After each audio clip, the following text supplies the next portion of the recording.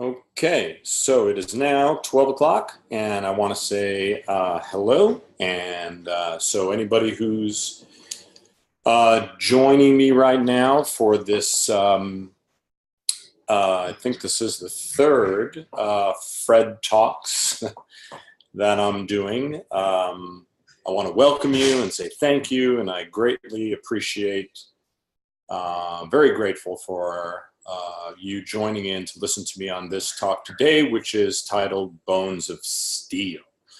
I'm gonna, like I did last week, I'm gonna give folks a couple of minutes to join in. I know the first time I did it, people didn't start joining for like a minute or two or three into the talk, so I'm gonna let people trickle in. I hope you guys are having a great day. I hope this talk interests you. I have, oh, you know what I forgot to say a couple of times, which is, and I think, somebody else who does a webinar mentioned that you should, I should mention this just for safety, that I'm not a physician, I'm not a doctor, so any of the things that I'm telling you, you should always, if you're interested in following any of the advice that I give, you should contact your physician or doctor and make sure that you ask their advice as well.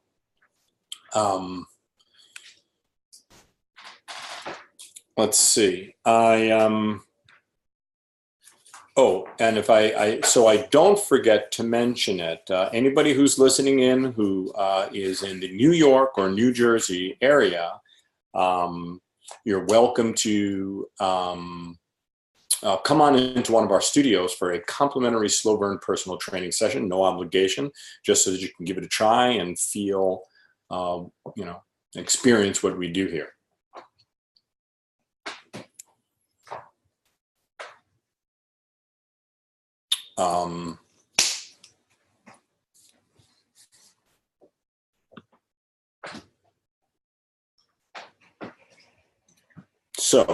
I think earlier I did not have the broadcast, so everything I might have said, nobody heard.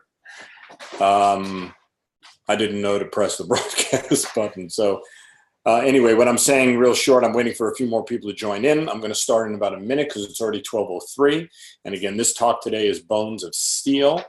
And I want to welcome everybody for joining. All right, so I'm going to give it a go. Let's give it a start. So a little bit about me. I am the co-author of The Slow Burn Fitness Revolution with Doctors Michael and Mary Dan Eads, New York Times best-selling authors of Protein Power Life Plan, and many other books. I'm also the author of Strong Kids, Healthy Kids, which is a book for and nutrition for adolescents. And I'm the owner of Slow Burn Personal Training Studios. Now the talk, so this week's talk again, Bones of Steel. And I think this is an important subject because not many men, but many women, once they hit around the age 40 or so, start to suffer from what's called osteopenia, which is the slow loss of bone mineral density, bone tissue, leading to osteoporosis as they grow older. This slide is a picture of what, on the left-hand side, what the density of normal bone looks like. And as we grow older, you see it start to get pitted. You start to lose bone mineral density, which can lead to early fractures, or if one has a fall, to breakage. And so what I want to do today is talk about the basics of how anybody can go about halting and halting and reversing this loss. So there's a big misconception, I think. And I did want to say, we're going to have a Q&A. If you think about some questions while we're along the way, jot them down, and you can either enter them into the Facebook live stream, or you can put them in the chat box in Zoom. Either way, if you have questions, think about them now, write them down, and you can, and I will do my best to answer them towards the end of the talk. So the most important thing, or one of the most important things, is exercise. But it's important that we are doing the right kind of exercise. And a lot of the times you'll hear doctors and experts say, well, you got to do weight-bearing exercises, weight-bearing exercises. Well, weight-bearing exercises are fine, but there's a very big difference between weight-bearing and weightlifting. Weight-bearing exercises like walking or jogging, things of that nature, are very limited in how they can benefit bone mineral density. And very often they're limited in they're only really good for certain areas like the hip joint. Doesn't seem to do very much for spinal bone mineral density, cervical bone mineral density, or many other areas of the body. Whereas weightlifting can positively affect bone mineral density on all joint sites, cervical, lumbar, hip, the entire body. And the reason for that is when you're performing strength training exercises, you're contracting the muscles against a meaningful resistance, which causes the skeletal muscles to become stronger. And there is in research, there is a one-to-one correlation between increases in muscular strength and increases in bone density. Now, truth be told, there are some studies that indicate that weightlifting exercises don't do much for bone density, but the reason for that is the study design. And they often use weight or resistances that are very, very, very light. And much like weight-bearing exercises, if the resistance is minimal, then bone mineral density will be minimal. So you need weight. You need meaningful resistance. And what you don't need and what you don't want is impact. For example, if you were to slam dance, you would increase bone mineral density throughout your body and probably break some bones in the process. So it's very important to understand that it is weight, meaningful weight and resistance that you need, and trying to avoid impactful exercises at all costs, because that's dangerous.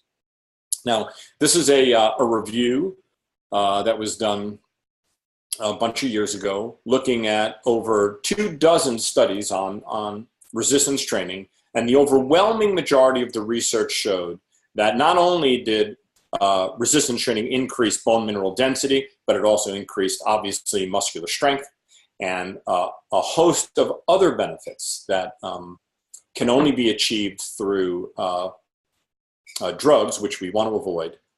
And so you really do want to make some type of strength training a very important part of your osteoporosis or anti-osteoporosis program. Now, interestingly enough, when astronauts go into space, they lose about 1% of their bone mass per month. And the reason for that is there's very little, if any, gravity. So this is one of the reasons why exercises like swimming do almost nothing to increase bone mineral density.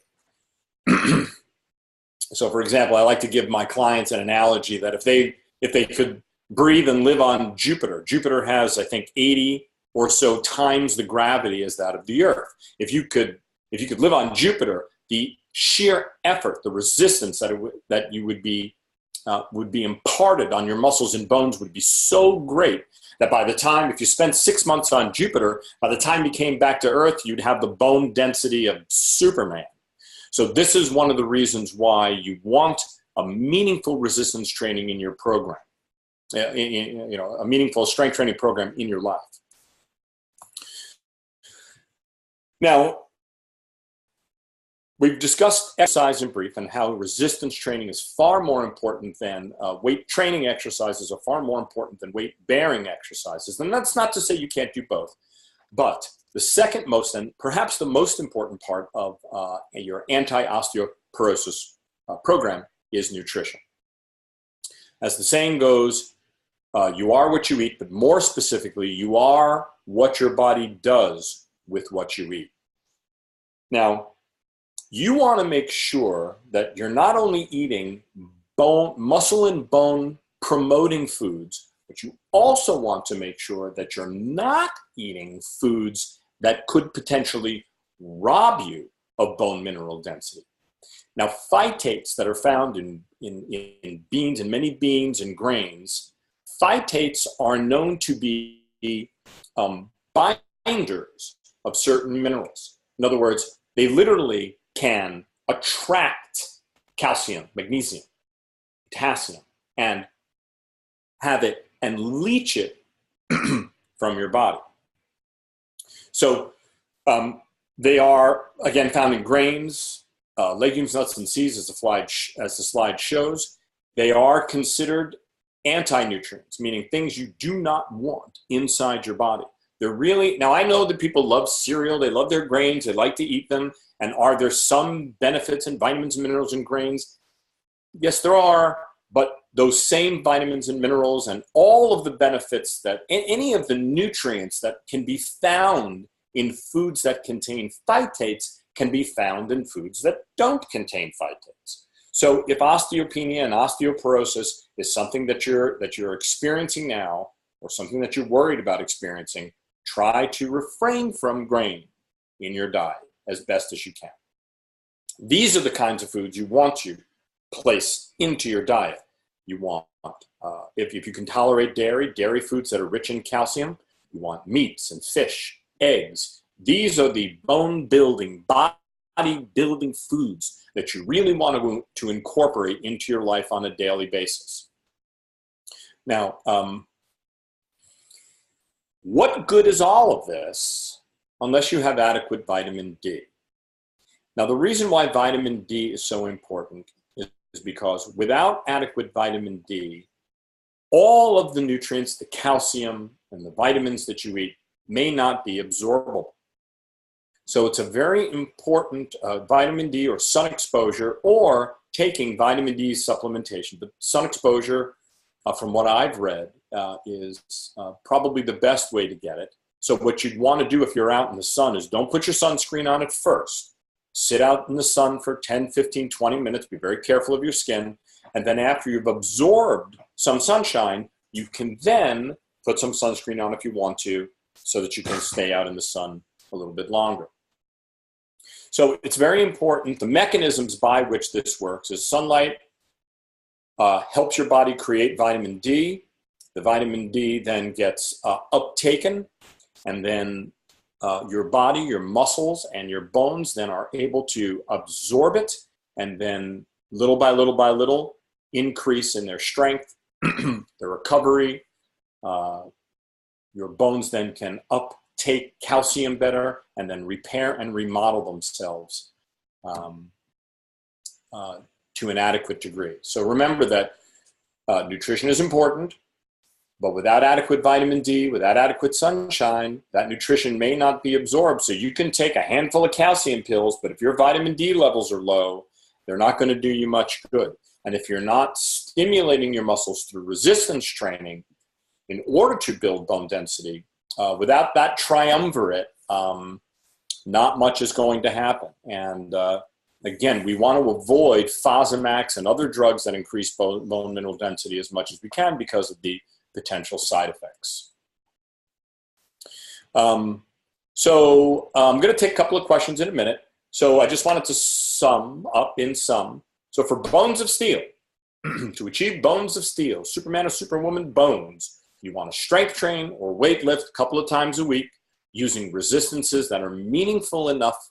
And when I say that, I mean specifically resistances that cause you to reach a deep level of muscle fatigue in about 1 to 2 minutes in each machine. You want to make sure you're eating protein-rich, vitamin D-rich foods in order to give your body something to build bones with. Avoid foods that are going to potentially rob you of calcium and other bone-building nutrients. And make sure you get adequate vitamin D, adequate sunshine, or a vitamin D supplement in order to improve, so that your body can absorb and then the nutrients and improve bone mineral density. So now what I'm going to do is look to see if we have any questions. And there is one question from Facebook from Jan. I'm going to see if I can find that question here in my talk and hear from Jen. Hey, Jen, how you doing? Hope you're well. The question here, it says, is I did suffer a horribly painful fracture, left hip, in 2014, and actually asked the surgeon if it's true that weightlifting does prevent osteoporosis, quoting a study from the early 70s showing that weightlifting had a higher bone density than untrained men and women, but only if the load's used relatively high. Yes, that's a good point, Jan. Relative to your 1 repetition maximum, which at 1 repetition maximum is the amount of weight you can lift one time. He said 90 to 100% max strength effort is best. Now your question is, isn't slow burn with its 4-2-4 cadence, meaning lift in 4 seconds, hold for 2, lower in 4. That's not exactly the tempo we use, but it's close enough. And multiple reps, maybe not so great, as obviously you have to use weight, 6-7% area of your maximum strength. So the question then is slow burn exercises, do slow burn exercises use a weight that's too light to stimulate bone mineral density? Well, the answer to that is no. And the reason for that is the tension, because the repetition tempo, we actually do use resistances that are about 70% of your 1 repetition maximum. In super slow exercise technique, they don't. But in slow burn exercise technique, we do. We choose resistances that cause deep muscle fatigue in 1 minute to 1.5 minutes, which equates to about 70% of your 1 repetition maximum. And we actually have data. I should have created a slide to show you using our in-body device. I have a lot of data to show many of our women have significantly increased their lean body mass, specifically their bone mass, in a very short period of time. In fact, I think in the neighborhood of about 2% in as little as 3 months. What I'll try to do maybe is create a slide for you guys and post it on the Facebook page so you can see it. But that is definitely something, slow burn, the way in which we perform the exercises is definitely a strong stimulus for increasing muscle strength and bone mineral density as well. So I hope that answers that question, Jan. I'm looking to see if there's any other questions currently right now. I'd love it if anybody had any questions. Although sometimes I feel like it's great if there aren't any questions, because I feel good that maybe the talk that I've given has actually given enough information that you get the gist of it. So while I'm waiting for another question or two to come in, I wanted to remind you guys, well, first to say thank you once again for joining me for this Fred Talk. Also, the next one we'll be doing, it will be in August. I'll be doing will be in August. And the title for that one is Run Faster, Stronger. So what that's going to be about is how strength training can help the runner not only run faster, but run longer, and also help prevent injuries. Don't forget, if you're interested in trying out slow burn in either our New York City facility or our Montclair, New Jersey facility, you can contact us through the website or give us a call, and we will set you up for your first initial slow burn personal training session. Let's see, waiting for some other questions. Nothing seems to be coming up. Okay. Well, again, I wanted to say thanks very much. That's the 20 minutes. Thank you very much for joining me, and I look forward to seeing you at my next talk in August. Have, as I like to say, have a strong day.